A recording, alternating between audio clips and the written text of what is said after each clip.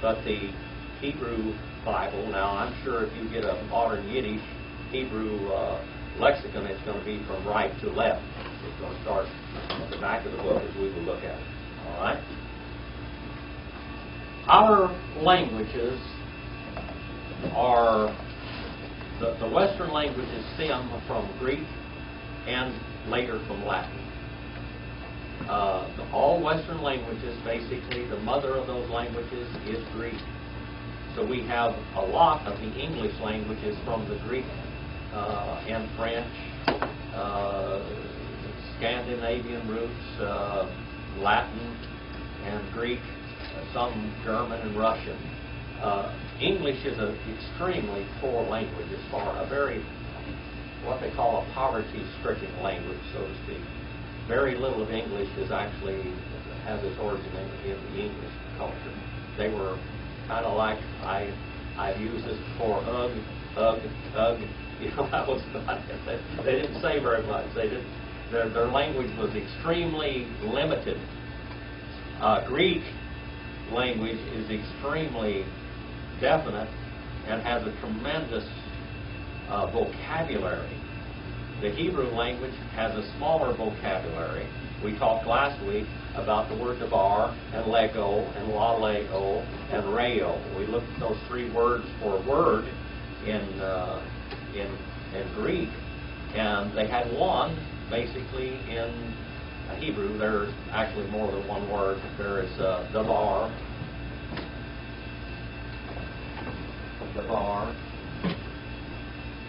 and amen. Okay? That one means to say or to say. This means actually to say or to speak, but it means like a statement. To set a statement in roles. All right? We're in 19 and verse 9. Genesis 19 and verse 9. Bereshit 19 and 9. And this is a price of immorality. The price of immorality. This is what my title to this is. The price of immorality. Immorality cost you. Immorality has cost every nation. We saw it cost Sodom and Gomorrah. God judged it back then. We're going to look at that. God judged the Grecian Empire because of the immorality. God judged the Roman Empire. We can just see this as you study history. You see it over and over and over again. Even the empire that became Catholicism, God judged tremendously. The great harlot. Catholicism had come out from a Baptist origin into the most ungodly, horrible thing. Martin Luther, I don't quote him very much, but he said when he traveled, as he closer he got to Rome, the more immoral and the more horrid were the practices. Horrible, horrible. When he got into Rome and into the Vatican, he said it was horrid. This was these people were totally immoral. Just the scum of society. All right, Wayomaru. Yesh. Halia. All right. Wayomaru. Ha-ikad. Ba. Lakur. Wai-yish-hat. Shafot. Ata. Nara. Liku. Mehem. Wayetha Saru. Baish. Bilo. Neo. The cross references this are Exodus 2:14. And they continue to say, move away. Move. Get moving. Masculine and singular, cow and perfect. Get moving and keep moving away. And they kept on saying, this one came in, came in, third person masculine and singular, perfect. He has come in to pitch his tent, to camp. And he acts as a judge. He keeps on acting as a judge continually. He judges continually. Well, he did, didn't he? We found out last week that in all the ancient cities, they were walled cities, and they usually had a door, and people would go in there, and this was a double wall in here, and the front part of the city, and they had another gate in here. Right in here was the courtroom. So the first thing you went into a city, you saw a courtroom. Now, look back in American culture. When you came up to a city, it's what we call the city square or the townhouse, which was what? The courthouse in almost all ancient, early American cities. So this isn't totally unfamiliar with what we have. But when they came in here now, Lot became a lawyer. Evidently he defended people. He tried to prosecute people. He defended people. And he was on the opposing side also. And he spent a lot of time out here in the gate all the time doing this. So that's what his job was. That's what he's made an occupation out of, is being a lawyer. And he continually judges now. And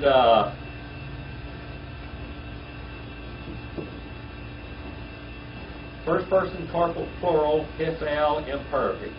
And we will continually do evil to you. And then it says, from to them. And they kept on pressing, pushing, shoving.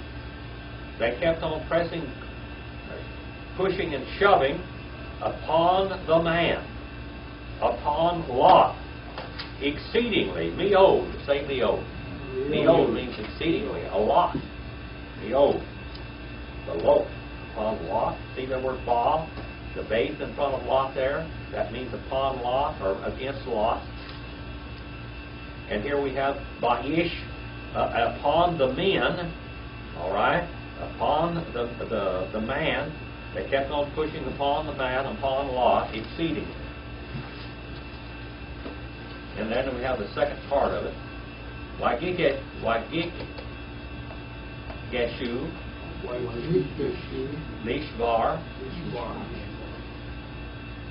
Had Dilet. And kept on drawing near to break the door. Kept on drawing near to break the door. Do you have, Cindy, do you have your Bible, pocket Bible thing? Where would you, if you will go to 19 and verse 9 in the Amplified Bible, and let's see what it says here for this. Oh, I forgot to bring the Living Bible. That's what I wanted to do. The old Living Bible is really good here also. The Living Bible, by the way, they have a Jewish Publication Society Bible, and they translated it from their Hebrew. Basically, it's modern Hebrew and not biblical Hebrew, but they do hit the nail on the head in some places. Are you there, Cindy? But they said, stand back, and they said, this fellow came in to live here temporarily, and now he presumes to be our judge. Now we will deal worse with you than with them.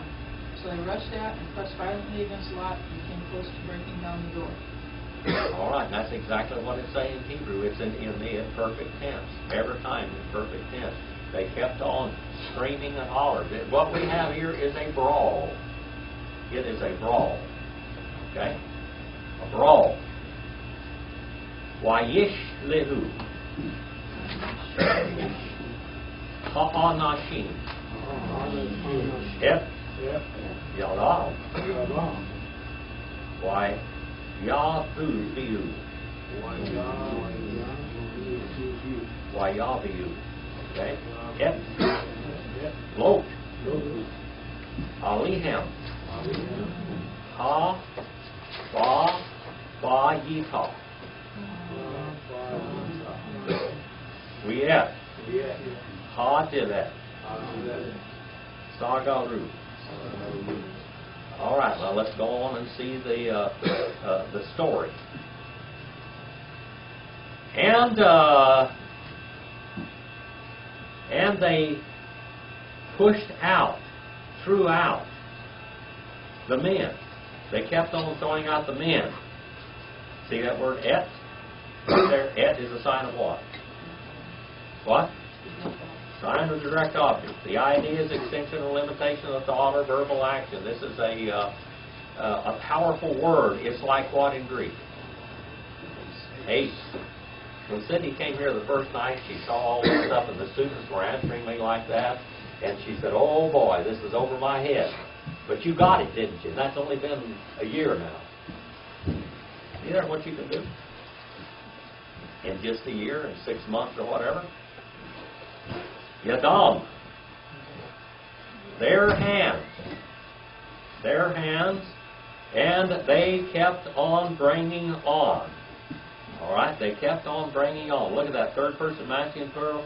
Hithel, wow, consecutive imperfect. I know that's a whole lot of things there, but look at that.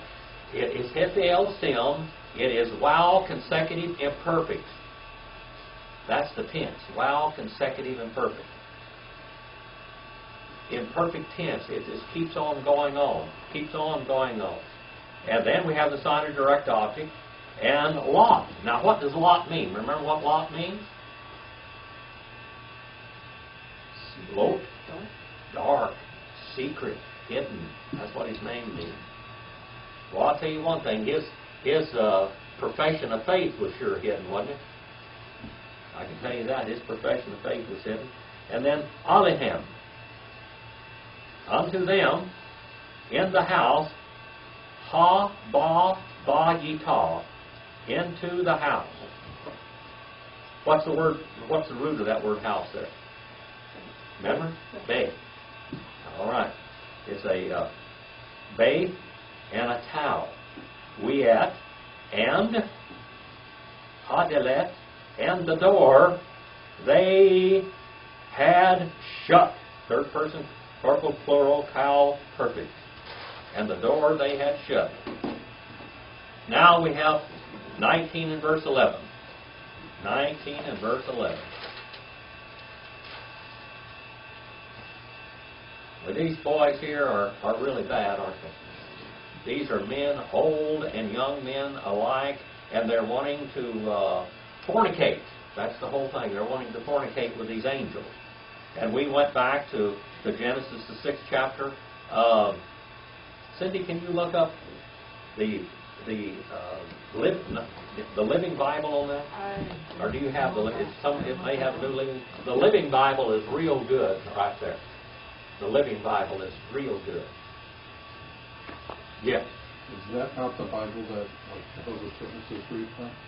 No, they've got the New World Translation. They both have green covers on them. Okay. The Living Bible is a translation where the people, it is, I think in the Old Testament they used a lot of the Jewish Publication Society's translations.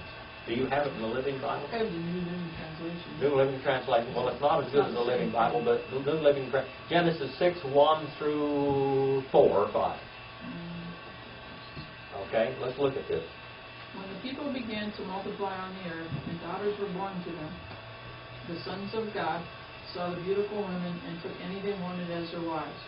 Then the Lord said, My spirit will not put up with humans for such a long time, for they are only mortal flesh. In the future, their normal lifespan will be no more than 120 years. In those days, and for some time after, giant Nephilites lived on the earth, for whenever the sons of God had intercourse with women, they gave birth to children who became the heroes and famous warriors of ancient times. Okay, they became the giants like Goliath and Og and all of those. When I taught the first part of the book of Genesis, we went into about 2 or 3 classes where we just studied nothing but the giants of the Bible. These giant Nephilim. They were big giants. The Nephilim means fallen ones. The Nephilim were procreations of fallen angels and women. In the Living Bible, it'll say where it says sons of God, it says the angelic being, the fallen angelic being. In the Jewish Publication Society, do you have JPS on there, Jewish Publication Society? All right. Jewish Publication Society, it will say the divine beings. All right. So that's what we are. And that's what we have here again, but in reverse. Evidently, these dudes, sometime or another, now they're wanting to fornicate with men. Not just women, but with men. This is bad. Now, God hates this. They were blind with the lust. 19 and verse 11. 19 and verse 11. We'eth ha'anashim asher pitak ha-vahit tiku ba-san werim mik ka-ton we'ad gadol wa-ilu litso ha-pat-ha-pata. All right. Let's go on down here a little bit further. They're not only, they're going to be blinded, but we know that they already were spiritually blind. This morning we talked about being born of Satan. And these people were born of Satan. They were given over to their own lust. In Romans, the 1st chapter, verses 18 through 27, we'll look at that also. And we might look at that at the Amplified Bible, Romans 1, 18 through 27. If anybody else has got the Amplified, no one else? Anyone? Harry, do you have the Amplified Bible? That's good. We'll get you to read that. Romans 1, 18 through 27. And then we're going to look at Enoch, writings in Jude 14 through 16. All right, Jude 14 through 16. Actually, verse 18 is quoting, Romans 1:18, he's quoting the book of Jude. Not Jude, but Enoch. He's quoting the book of Enoch. Paul is in Rome. And of course, Enoch is being quoted in Jude 14 and 16. And the men, ha'anashim, and the men, asher, which, pitak, which at the door, habayit, of the house, hiku, they were struck. They were having been struck. They were having been struck. Third person corporal plural Hiphil perfect. They having been struck with blindness, sudden blindness. Sudden blindness. From small, mikkaton, weod, unto hagaton, the great. All right? Why you lose? And they wore themselves out. They wore themselves out. They wearied themselves. Third person masculine plural, cal, wow, consecutive, and perfect. They kept on wearing themselves out to find the entrance. They were feverishly struck and blinded with lust and this terrible behavior. Romans 1. 2 Kings 6 and 18, Deuteronomy 28, 28 and 29, Acts 13 and verse 11. These are all cross-references to this. But let's go to Romans 1 and 18 through 27. We're going to read 1 and 18 first, then we're going to Jude 14 and 16. And he's quoting the book of Enoch, and I could have brought the book of Enoch and read it to you out of the book of Enoch, as far as that goes. You can go to the website, discovertheword.com. Right on the right-hand side there, it'll say the book of Enoch. You can go there and download or read the whole book. Okay? Young lady, do you have Jude 14 and 6? Are you over there in the book of Jude? No, I'm in Romans. Okay. Harry, do you have Romans? Yes, I do. Okay. This is in the Amplified. Yeah. Romans 1 and 18. For God holy, wrath and indignation are revealed from heaven against all ungodliness and unrighteousness of men, who in their wickedness repress and hinder the truth and make it inoperable. Okay, hold on right there. Now let's go to Jude 14 through 16. Jude 14 through 16. Who's got Jude 14 through 16? They're quoting the same writer. Now Paul quotes Enoch, but he does not say he's quoting Enoch. Jude quotes Enoch, but he says he's quoting Jude. Young lady, what is your name? Crystal. Crystal. Could you read Jude 14 through 16 for me? Enoch, the seventh from Adam, prophesied about these men. See, the Lord is coming with thousands upon thousands of his holy ones to judge everyone and to convict all the ungodly of all the ungodly acts they have done in the ungodly way and of all the harsh words ungodly sinners have spoken against him. These men are grumblers and fault finders. They follow their own evil desires. They boast about themselves and flatter others for their own advantage. All right. That's Jude 14 and 16, and actually Romans 1 and 18, he quoted the same part of the same verse that Jude was quoting in the book of Enoch. So we know that. Now, Romans 1 and 18, you read number 1 and 18. Harry, could you read on a little bit further now, brother? It says, for that which is known about God is evident to them and made plain in their inner consciousness, because God himself has shown it to them. For ever since the creation of the world, his invisible nature and attributes, that is, his eternal power and divinity, has been made intelligible and clearly discernible in and through the things that have been made, his handiwork. So men are without excuse, altogether without any defense or justification, because they knew and recognized him as the God. They did not honor and glorify him as God or give him thanks, but instead they became futile and godless in their thinking, with vain imaging, foolish reasoning, and stupid speculation, and their senseless minds were darkened. Claiming to be wise, they became fools. Professing to be smart, they made the simpletons of themselves, and by them the glory and majesty and excellence of the immortal God were exchanged for and represented by images representing mortal man and birds and beasts and reptiles. Therefore God gave them up in the lust of their own hearts to sexual impurity, to the dishonoring of their bodies among themselves, and abandoned them to the degrading power of sin, because they exchanged the truth of God for a lie, and worshiped and served the creature rather than the Creator, who is blessed forever. Amen. So be it. For their reasons, God gave them over and abandoned them to vile affection and degrading passions. For their women exchanged their natural functions for unnatural and abnormal ones.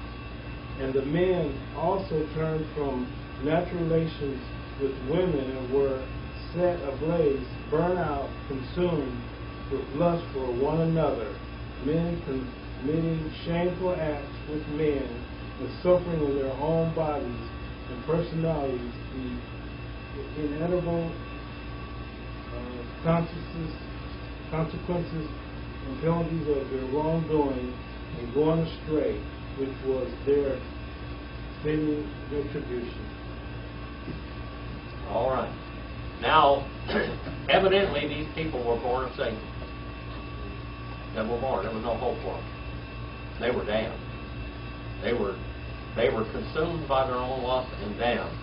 Now, we can't see really when somebody is born of Satan today. I touched this a little bit in my class this morning. And in Matthew, the 3rd chapter, and verse number 7, John the Baptist looking into these people's hearts, because he was a special being. He was born on a mission in this world. He was born without the opportunity actually to make a decision and to be born again. He was from his mother's womb. It said that he had the Spirit of God in him. But there are people in this world that they reject the gospel so long, and they reject the truth, that they are born of Satan. And there is no hope for them. We don't know who they are, but they have rejected God.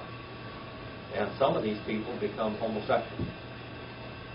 And that's what it says in God's Word. Sometimes that happens. In the Matthew 3 and verse 7, but when he saw many of the Pharisees and Sadducees, this is John, coming for his baptism, he said unto them, You brood of vipers, who warned you to flee from the wrath to come? You brood of what? Vipers. That means snakes. And what snake is he talking about? The great snake.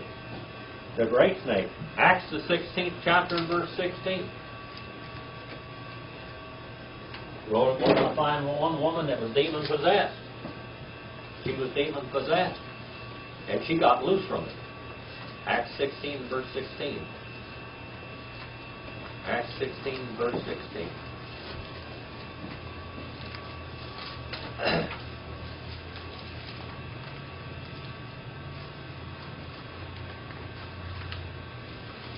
We'll get over there.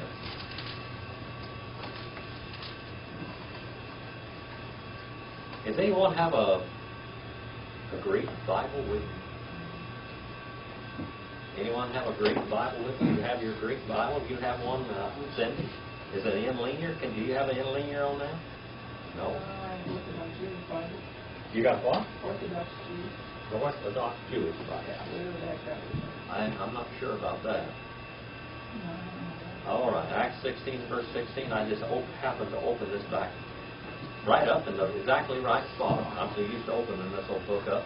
Didn't even have to turn a page. It's wore out. Yeah. I'm telling you. I mean, worn out. Brother Phil used to take this book and he'd say, I want a copy. That's a living commentary. And he'd look up something, he'd go put it on a copier and copy out of my Bible. Anyway, Acts 16 and verse 16 is a little interlinear here. And it came to pass, or it became, having gone us unto the place of prayer, a certain slave girl, having spirit of Pythona. Pythona. What is Pythona? What word do you think might come from Pythona? Pythona. What is a big snake? Python. All right, Pythona. The Pythona. All right? The python. A spirit of a python. Now, what spirit of python are we talking about? Satan, the great snake. The great snake. To meet us, who gained much, brought to the masters of her, practicing witchcraft. She was a witchcraft. Now, the Lord is going to save that girl. He's going to cast that demon out of her, and she's going to be saved. Okay? She is going to be saved. She was had the spirit of Mantuamene, and if you look back in the book of Kings, you'll find out that that's the same spirit that the prophets of Baal, actually it's Habaal, the Baal, all right? The prophets of Baal, and let's see if I can find it here.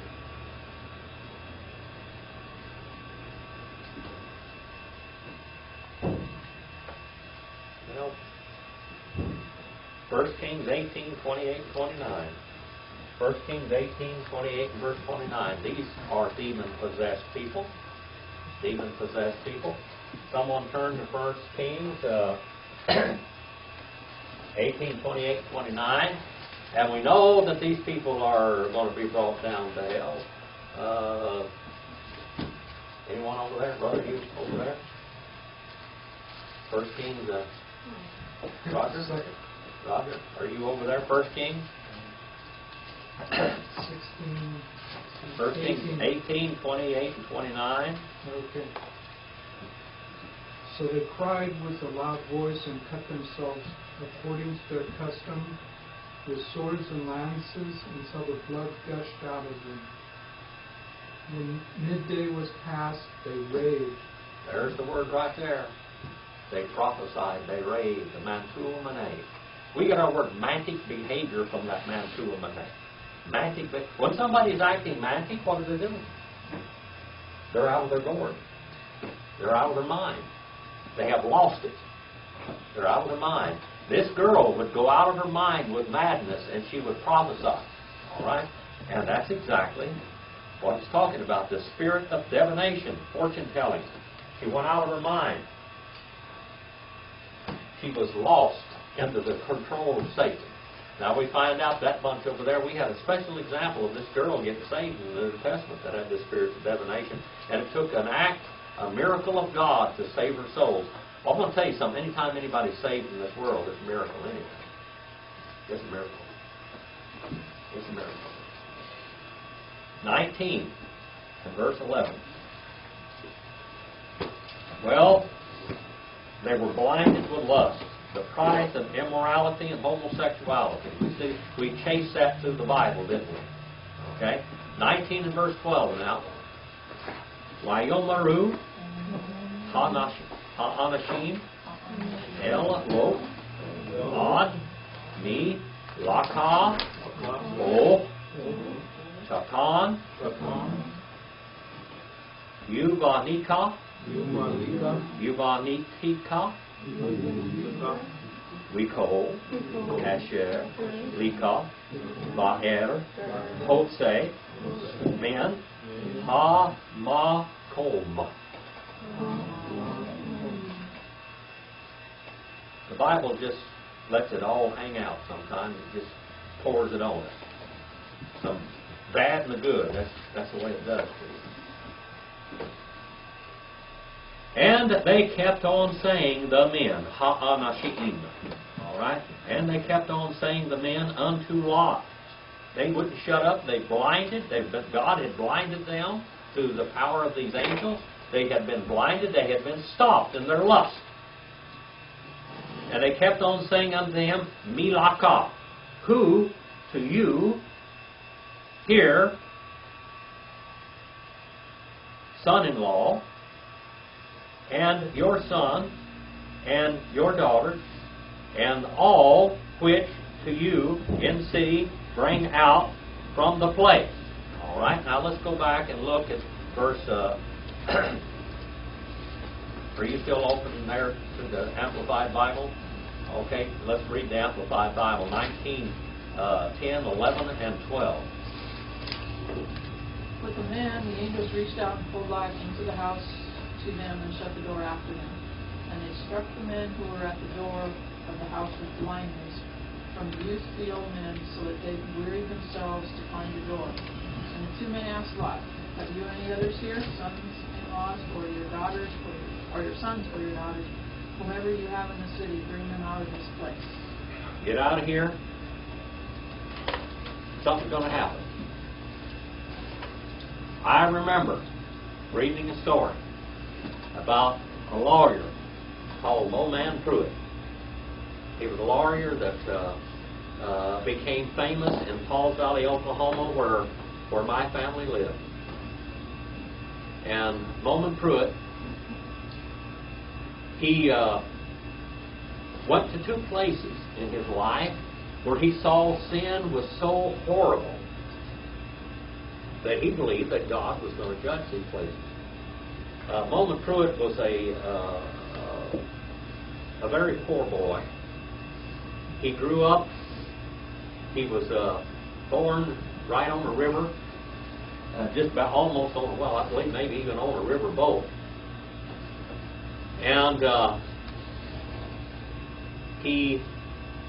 by the time he was 16, 15, 16 years old, he was put in prison on false charges. And he spent time in prison. And he saw people in prison and he hated it. He saw people in there that hadn't done anything. And he hadn't done anything. He had done nothing to go to prison for. He got out, and he worked with his mother. He was a stubborn boy and a very proud boy. Because of he had a lot of hair, and people would tease him about his hair, all this hair, bushy hair. He had real stiff hair. Probably was part Indian. I mean, he had real coarse, thick hair. And the pictures that I've seen of him, he may have been Indian, didn't know it. But anyway, his father was a butcher, and they'd call him Old Lamb Chops, and he'd get mad and fight. He went to school about 11 months, I believe it was, altogether. He couldn't stay in school because he fought all the time. But he had an absolute tar bucket memory. You know what I mean by that? If he heard something, he could repeat it instantly. Just sit there and just, he had a photographic memory. Whatever he read, he was there. He knew what page number was on and everything. He fought so hard he couldn't stay in school, got in a fight with the teacher. Over fighting because they call him Lamb Chops and Bushhead or whatever, you know. Anyway, by the time he was 18 years old, they sentenced him to prison again over false charges. A night clerk had stolen a lot of money from this old man. He had gone in there and was sleeping in bed with the old man to watch after him. He was drunk, and he wanted to stay there so he wouldn't get up and walk off. And the place caught on fire, and probably the clerk down there came up and stole the money. Bowman Pruitt almost died, but when they tried him in court, they tried him in court for stealing the money. He didn't steal the money; he didn't have the money. And he shook his fist in the face of that judge and told him, if you send me to prison again on these innocent charges, when I get to prison, I am going to study and I'm going to become a lawyer. And I'm going to go and I'm going to dump out every thief, robber, and killer loose on society, and I'm going to prove to you your system doesn't work. Well, among all the things that he memorized the whole Bible. Now, he lived a rough life. He became an alcoholic. But he came out here to the West Coast with his wife and Sam Garvin out of Colorado. And went up there, and he went to the night spots and everything, and he saw San Francisco in its wildest ways. And he was drunk. And on the train back, he said, God is going to judge this place. That place cannot get by without God judging it, or he's going to have to apologize to Sodom and Gomorrah. He said, this is a horrible place. Well, it wasn't very long after that until they had the big earthquake in San Francisco and burned the place up. And he said, see, I told you. He moved his practice to Florida. And he moved in next door to Al Capone.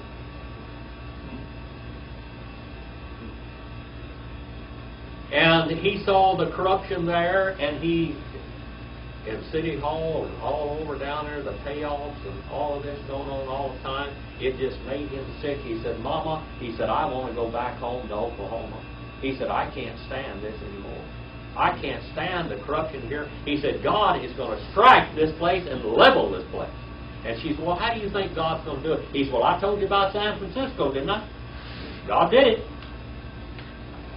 He said, God's going to do it. He said, if we don't get out here and sell out, we're going to lose everything we got, because God is going to strike this place. Well, they were gone on vacation, and she said, I like this place. I want to stay here. I'm happy. We don't have to follow all your skeletons or anything else. Back in Oklahoma, they know about all your prison sentences and everything else, and he said, we better get out of here, Mom. While he was on vacation, another place, working on another trial, a hurricane hit that place and just leveled the whole place off. He lost every dime he had. Wiped it up. Judgment. God does judge. He does judge. Now, what gave Bowman Pruitt a little look into the future, I don't know, but he sure read the Bible. And he looked at these verses right here that we're looking at right here, and he said, God will judge sin. And God does judge sin. Romans, the first chapter, we saw it there. And 1 Kings, we saw 1 Kings, how What happened up there with that contest on top of Mount Carmel? Elijah slew all those people. Slew them all. They were sold out to Satan. Here we are. These people are sold out to Satan. Where did we end up there, Cindy? You're starting 13. Just starting verse Yeah, 13. just really. My back just about quit me. I had to sit down in this chair. I'll see if I can stand up again in a minute and stand on my feet. I don't know. I'm going to try it. Ki. Mash Chitim. Anach. Anach. Nu. Yep. Ha. Ma. Kom. Hazeh. Ki. Gadilah. Kasa. Katam. Et. Panay. Hadavar, which is Jehovah, you know. That's Jehovah there, but we're going to call him Hadavar, the word. Okay? Why? Shalahinu. Davar. Li. Shal. Shatah. For, or because, that word there, it's a lot like chi in Greek. Okay, it means it can be like an introductory conjunction, because or for, because of this, because about to destroy, about to be destroyed. That's what it actually literally says. Masculine, plural, get the L participle. About to be destroying, we. Et. Remember what that is? That's the sign of the direct object. Something is going, that's just like an arrow pointing. That's just like the gun sight on a barrel. Something's going to happen down yonder, downstream, okay? The place. The this. Hazeh. Because, here we have that little word again, because, or because of this, she has become great. The cry. Now it says she has become great. See that third person feminine singular cal perfect. She has become great. The cry of them. The cry of them. It means to cry together.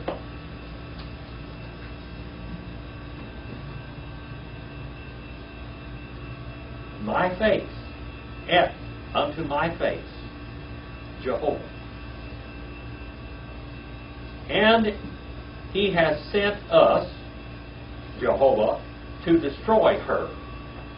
He has sent us, Jehovah has sent us to destroy her. PL, infinitive construct. The suffix is third person feminine singular. It means he's sent us to ruin her. Page 1007 and 8 and Brown, Driver, and Briggs, and page 1469 in Kohler and Baumgartner. Sad story there, isn't it? What about the history of this place? Had God saved this place one time? By the way, he's going to destroy several cities here. This is just one of them. Remember when Abraham, his nephew Lot, got kidnapped that time, and God sent Abraham down there? And I'm going to tell you, if you watch that movie Grass on here that I brought in here, it's about a 2-hour movie. We've used pieces of it. That's the way Abraham traveled. And Abraham traveled with an army of people. He had an army. And Abraham took his army over there, and he whooped the socks off all those opposing kings and brought them back and set them back in their place and rewarded them, and now he's going to destroy the whole place. Don't you ever think that God won't warn you before he's going to judge you. Every person in this world is going to hear the gospel at least once, I can tell you. He's going to look at the stars. He's going to look at creation. He's going to see that there's a magnificent God out there that has created all things. Has created all things. My great-grandmother used to sit out in the yard with me at times, and she said, Jimmy, she'd look at the stars, and look at the trees, and look at the clouds. She said, everything like that tells you that they're the creator. They're the creator. That just didn't happen. She'd tell me about Indian stories. She'd tell me about the stories of her people. Tell me to believe in God. And show me that all nature just shouted His presence. Now, she didn't know a whole lot about the Bible. She had been in church. I went to church with her and my grandmother. They would go to church. Back in those days, they went to church for entertainment. They did. They went to church for entertainment. That, you know, it was a long time before she even had a radio. We didn't have any electricity to play a radio anyway. Thank you, Brother Adams.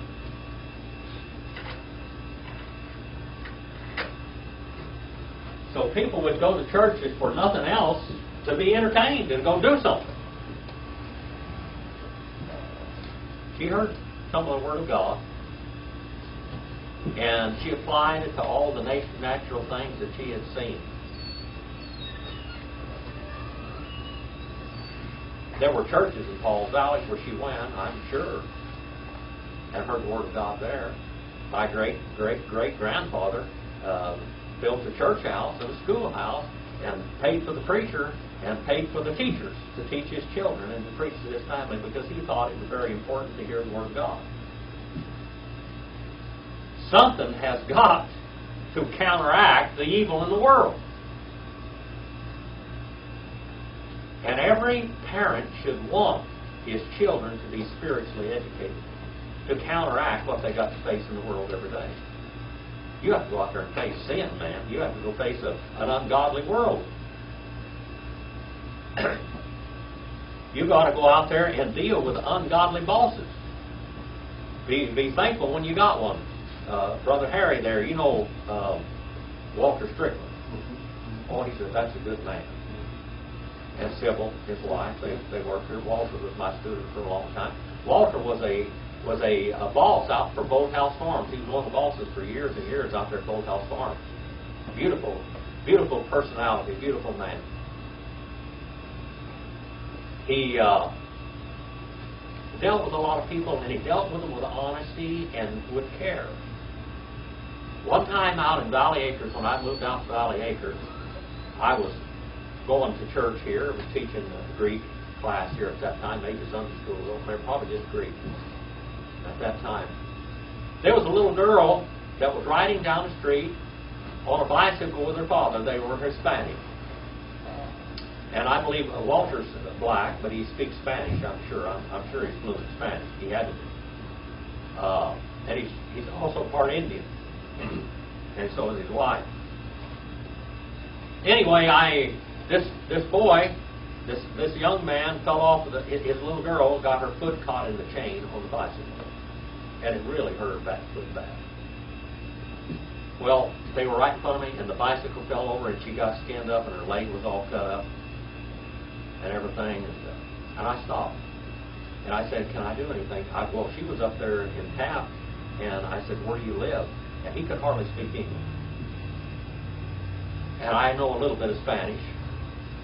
And I talked with him, and we got him. I told her I will take her home, and I will go down and buy her Band-Aids or whatever she needs, or I'll go home and get it. So I took her home, and I watched after her. And I had to go to church. I said, I have to go to church in a little while, but I want to make sure you're all right before I go. And I asked him if he went to church. And I wanted to see if he could go to church someplace. And I said, where do you work? He said, Boathouse. And I said, do you know Walter Strickland? And his face just lit up. His face just lit up. Yes! Walter, he's a good man. He shook my hand. He's a good man. Well, I tell you what, they're few and far between out there. They're few and far between. His rapport with his workers was not that of a slave or something, somebody out there working, crashing orders at him constantly, but people would work with him. And politeness. When you go out in the world, you need to carry your Christianity because there's so much bad out there. I worked for a hydraulic outfit one time, and I was a boss there. I was in the management, and I was a shop foreman and a truck shop foreman. I was a head mechanic, and I taught the mechanics, and I was a purchasing agent and outside sales. I think I did about 5 or 6 jobs. Every time they kept firing somebody, they said, "Jim, could you do this temporarily?" And I just kept getting more jobs.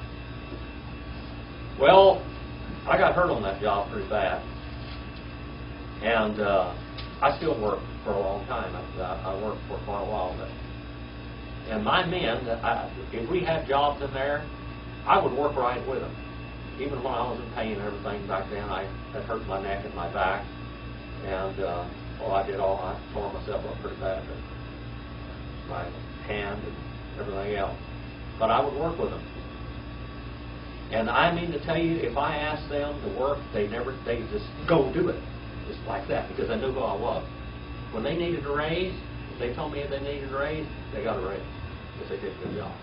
If they wanted to advance in anything, wanted to do a job, I'd say, "I'll open the door for you," and I'd open the door for you.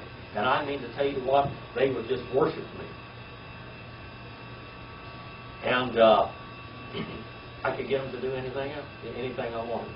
Finally, they started messing me around there, and I quit. And when I quit, half of the people quit to work for the company. They said, "If you do that to that man that was so good, what are we going to get? Forget it, bye." Someplace else. And that old guy came back in about 6 months and begged me to go back to work for him. And I said, "No, I was set up for 3 or 4 operations, trying to get better." I said I couldn't go back. He said, "What else? Just tell me anything. What do you want? I can't get anybody to work for me anything." And I said, "Treat them right. Treat them right. Don't ask like that. What's that guy on TV with the funny-looking hair and that's always firing somebody? Trump. They wanted somebody besides a Trump. He was a Trump, man. Well, let's go on a little bit further. Where did we finish? On 14? We're on 14. Yayitsu. Lot. Y the var. Ha ta na el. Vikehe. Vinotal. Wyomar. Gumu. Tisuyu. Man. Ha makom. Haze. He. Mashi. Halvar. Et. Ha'er. Wahi. Kim. Se. Sa. Che. I forgot to. Okay, that is a T there. That's a sadhe. See that? I forgot to cross the T. B and ne. Cha, ta, na. Why, see? And he went out, walked. And he spoke forcefully. He spoke with great intensity and kept on speaking. El unto Hatana, unto his espoused sons-in-laws, unto his espoused, and they were engaged to his daughters. Okay? And then talking, or taking, masculine plural cow participle, and taking his daughters. Now, he's taking his daughters, and they have got boys that they're going with, that they have been, what is the old term? Courting. And officially engaged to. They had been courting and officially engaged to. They didn't let them out of their sight, but they courted and engaged. I tried to get my daughter to do that, that's what I said. You're supposed to court, not date. That's the safest way to do things, Courting. His daughters, all right? And he kept on saying, "Get out of here. Rise up. Get up. Ye rise up." Masculine plural imperative. And you go out, get out of here, masculine plural, kal imperative, from man, from homicol, from the place this, because about to destroy, about to bring to ruin, Jehovah. They knew who Jehovah was, didn't they? There's the creator of the heavens and the earth. There's the one that's going to prepare salvation. There's the one that's going to prepare all judgment. He is the judge and the jury and the execution. I like my grandpa St. Paul, the judge, jury, and executioner sometimes. And I said he took care of all of it right now. Higher, the city, Wahi. And he became like one pretending, like one mocking, in eyes, his espoused sons-in-laws. He was like one mocking in the eyes of his sons-in-law's promised one. You want to go another one? Get another one here? 19 and verse 15. 19 and verse 15. You can maul. Ha, sha, sha, ta. Do you see that word there? Look at that. Ha, sha, sha, cha. Allah, Wayatsu, Ha, ma, lakim, below, lemor, ka, et, ishtika, wea, shati, vanatika, ha, nimsaat, pen, Tisa, V, Ba, Wa, Ha'er. And when the dawn arose, the dawn arose, and when the dawn arose, and then he hurried the angels. He hurried the angels to Lot, saying, rise up, you rise up, and you take wife, Ishtikah. Say Ishtikah. That's the word for wife, your wife. Ishtikah. We have. And Shati, and 2 Banatika, and 2 daughters of you, who found, unless you are going to be swept away, you are going to be kept on sweeping away in the punishment with the city. All right. Ha-sha, ha-cha, the dawn. The dawn. That's the breaking of the day.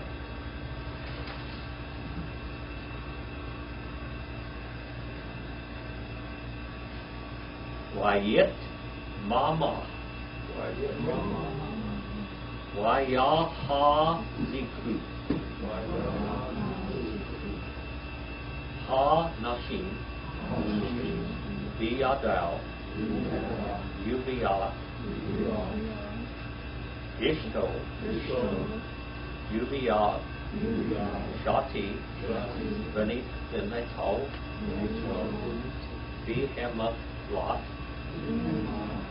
Adavar, Ilah, Wayatsi, Yuhu,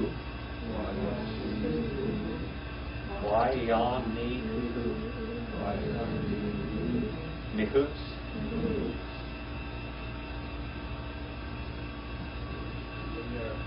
and he kept on hanging around. and he sees his family. He sees him firmly. He seized him firmly. He kept on seizing him firmly. The men. Now, who are these men? These are the Angles. All right? By hand. By yada. By hand.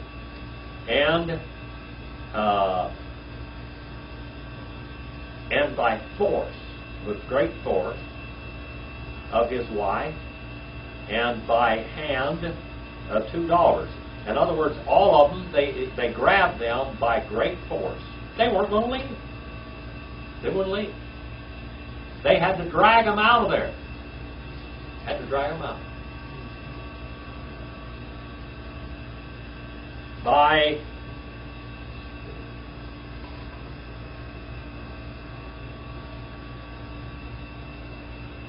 sparing Jehovah upon him mercy, compassion, by showing compassion, by showing mercy, by sparing Jehovah, Aldavar, this is the Jehovah, upon him, and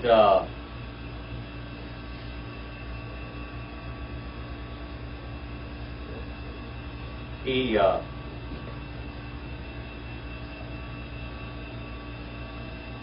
forcefully handed him out, or led him out, and let him go of him from outside the city.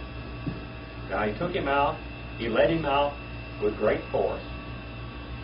That ends the Ithal, while consecutive and perfect. He kept on leading him out with great force. He arrested him. He was arrested. All right? He was arrested. They arrested him. They went in there and he spoke to them, and they wouldn't go. So he had to arrest him. I was talking to my son here a while back, and I told him I got arrested. Then I got arrested. Remember when I got arrested? I got arrested a few times in my life. When was this? You were with me. Remember when we were robbing that bank? Like Bonnie and Clyde. We were out there in Shafter, and we were driving a car, and we went to look at a car. We were on the way home, and this guy, this highway patrolman or sheriff out there, he put the red light on me, and he stopped me. He arrested me. He stopped me, and I stopped. But I was arrested. You know what? I wasn't going to just keep on going down the road. I was arrested, wasn't I? When they put the lights on you and go like this, that means what? That means you're arrested.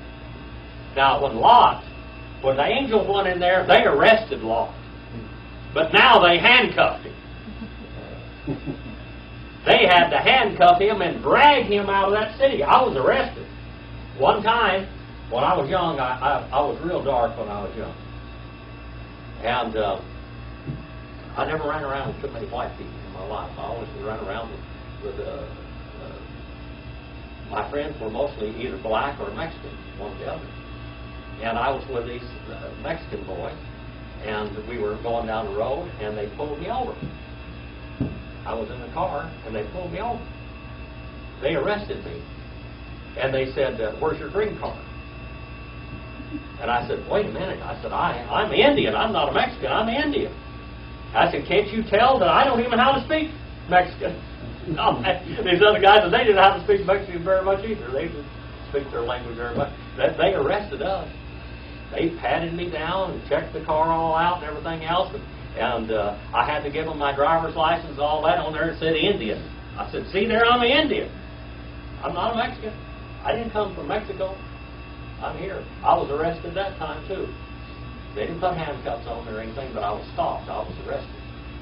Lot was arrested, but he had to be handcuffed. He had to be manacled by the strong hand of those angels to get him out of there. Out. Out. Out of there. Get out and stay out and don't look back. 19 verse 17, real quick. Right there. 19 verse 17.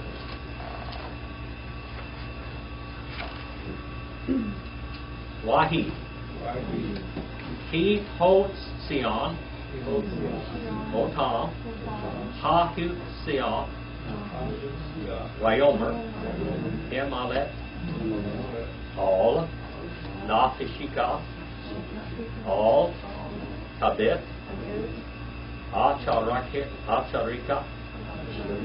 We all. Amod. Bikal. Hikar. Ha-ha-ara. A lot of H's in this thing, isn't there? Him-malet. Pen. Tisaphet. And became, and kept on becoming, at their bringing forth out them, the outside, and he kept on saying, the escape. All right, it's imperative to escape. Escape for your life, upon your life. Escape for your life. There's those things that run for your life. That's what it said, run for your life. And then we have the word here, this little all, it means not. Not, you look.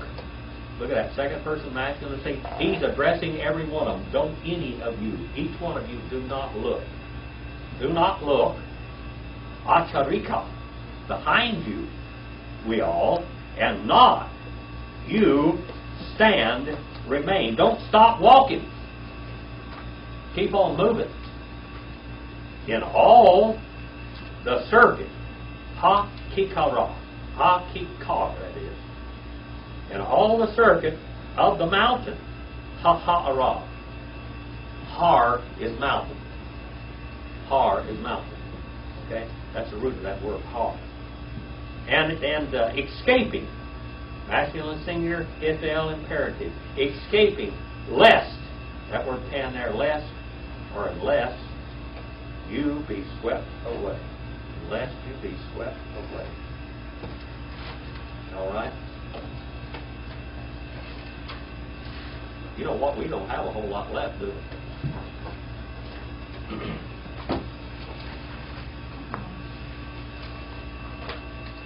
All right. Well, you want to start there next week, 19 verse 18. Was this worth looking at? The Hebrew didn't scare you to death, did it? You got a lot of other things in there. 10 and verse 2. I mean, 10 to 11. But it's not verse 2, it's the second day. 10 to 11. And we covered from 19:9 through 18.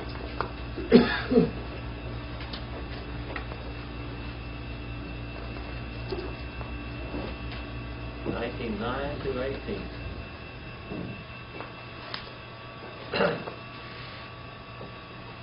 Well, thank you for your attention today.